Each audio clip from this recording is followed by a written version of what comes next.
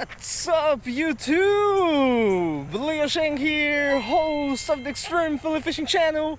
Today is August 5th, 2017, my 96th outing of this year. We are back here at one of my favorite spots, favorite local spots, right? The Delaware Canal in Yardley, Pennsylvania. And the goal for this video today is I am going to introduce you guys to some of my favorite topwater lures. So let's do it! I would say, people, that in terms of topwater, the fishing industry certainly came a long way, right? I mean, we have so many different types of brands and models nowadays in the market, but one of my favorites is actually the lure that I'm casting right here. It's been in the market for more than 70 years, guys. It was like created in 1930, I believe. It is this lure right here. Let me show you guys. One of my favorite topwaters ever is the Arbogast Jitterbug. All right, black colored. And if you take a closer look at this lure, you will see, right, that this one is actually quite beaten up. I have had this one for years already. See, it's a kind of little bit of rusty, right here. I've had this one for about 3-4 years, guys, and I gotta tell you, man, it is one of the best topwater lures that I have ever used. And that is because, you know, what I gotta say, I mean, it's so easy to use, you know. You just do a steady retrieve. You can give it to kids, man, and kids can use this stuff, you know what I'm saying? There's no complex technique, you know, and it catches fish. That's the main thing about the Jitterbug, right? I remember using the Jitterbug first time at FDR Park in South Philadelphia, and man, when I saw that blow up, like the fish came up and got the lure, I gotta tell you, man, that was I was very excited that day, you know. So we're gonna run the Jitterbug here at the canal for a little bit, and hopefully we'll catch something.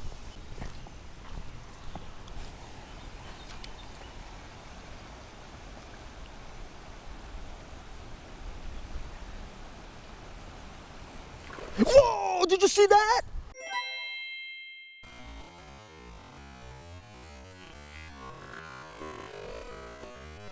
Whoa! Did you see that? Whoa! On the Jitterbug, baby! Did you see that?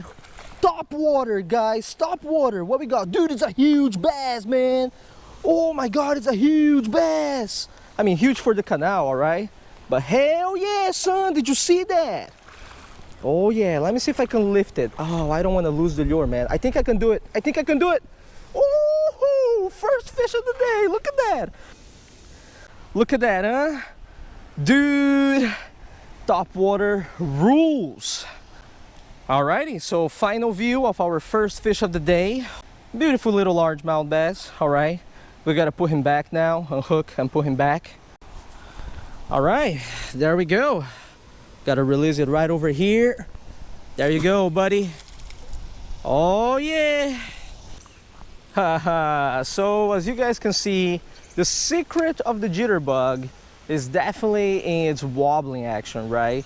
You just do a steady retrieve. You can do a little variation, kind of a retrieve, pause, retrieve, right? And it just does this like super juicy wobbling action, you know, that has so much vibration to it. It's bound to attract fish, you know. And I gotta tell you, folks, the one advantage of the Jitterbug is that you can run it everywhere. You don't really necessarily need to cast it around cover and stuff, you know what I'm saying? You can just punch it like right in the middle of the lake or the reservoir, right? Or in this case, I'm just punching to the other side of the canal and slowly retrieving it, right? And sometimes you just get that blow up, man. It's just like an amazing feeling, you know? So if you guys have never tried the Jitterbug before, runs in the market for like $7. Super cheap lure, you know, I mean, not cheap, right? But not one of those expensive lures. I definitely recommend it, all right? Check that out, huh, guys? Look at that. Pop, pop, pop, pop, pop, pop, pop, pop. You see how is the motion there in the water? So the second lure that we're going to be using today here in this video is also one of my favorites. It is the popper. Yeah, another very traditional lure in terms of top water, right? The one that I'm using today is the Gary Yamamoto popper. I bought this one actually on sale for $3.50 at the time. And as you guys can see, it's got this little concave space right in front, right? And precisely what it does, it makes the water pop. You just throw it out there, and instead of a traditional retrieve, right, you just give it a few twitches, and check this out, huh? The water kind of pops up, right? I mean, we are talking about a popper, right? So this is exactly how we're gonna fish it. I'm gonna start walking the canal here, cast all the way to the other side, close to structure, close to cover, and we're just gonna pop it like that. Look at that.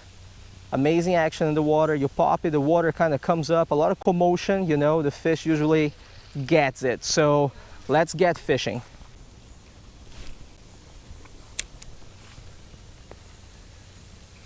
Oh, oh, oh man.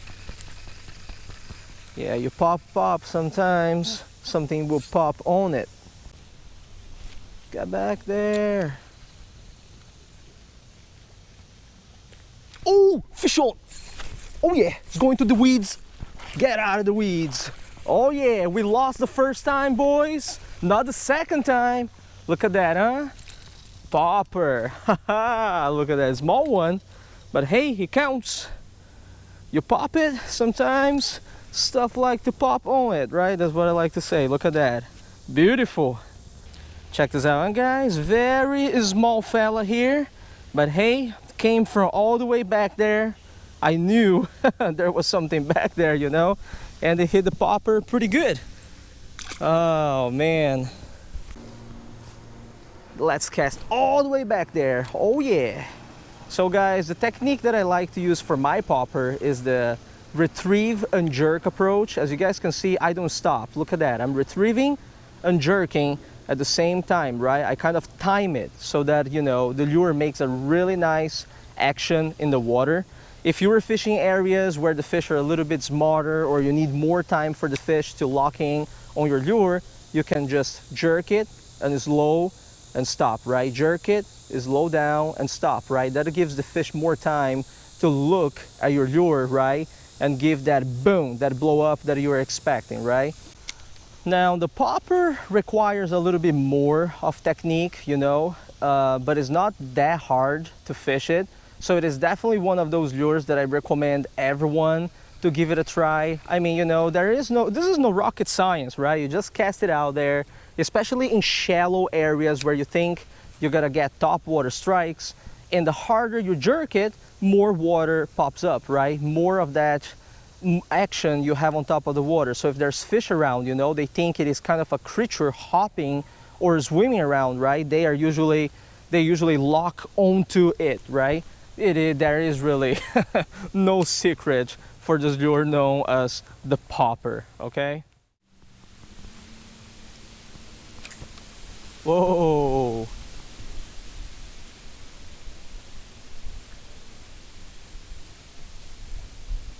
Alrighty guys, so third lure that I'm going to introduce to all of you today is this one right here. Haha, it's a little bit big for where I am fishing, okay? It is a spook type of lure, right? And I got here with me today the Haddon, but instead of the regular Zara spook, I got the Chug and spook, right?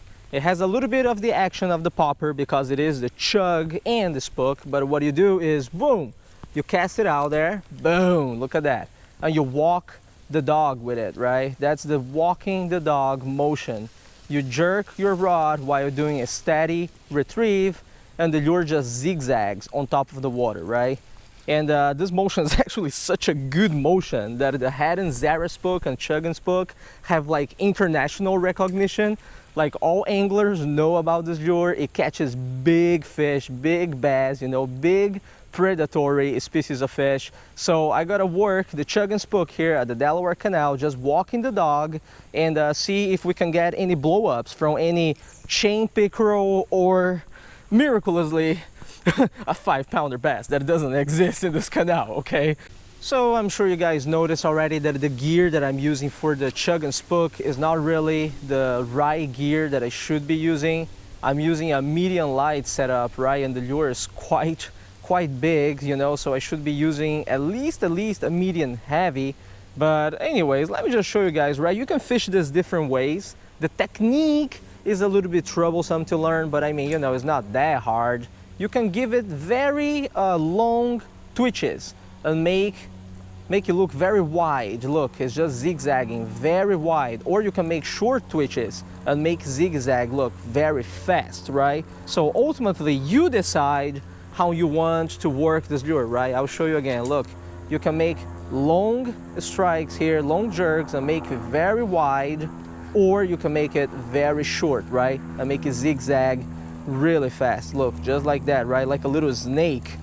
I like in this canal right here, I mean, you know, I don't expect the fish to be so aggressive about it, so I like to make my jerks a little bit longer and make it wider, okay? Zigzag wider, but like I said, you know, you can just make it faster, right? And there you go. You can get this technique down like in a day, you know? All you need to do is cast and retrieve a few times and then you're good to go.